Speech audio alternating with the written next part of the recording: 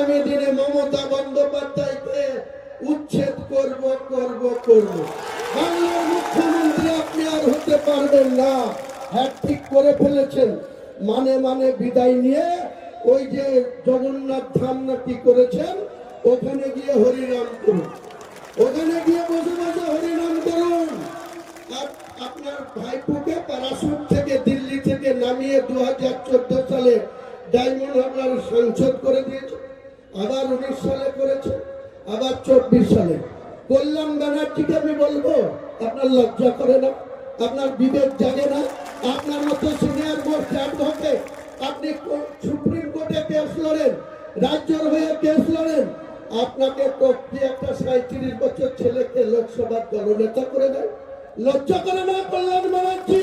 আপনি আবার মমতা বন্দ্যোপাধ্যায় হয়ে আমাদের মতো লোককে উল্টো পাল্টা কথা বলেন। হুমায়ুন কবির আল্লাহ আছে সঙ্গে।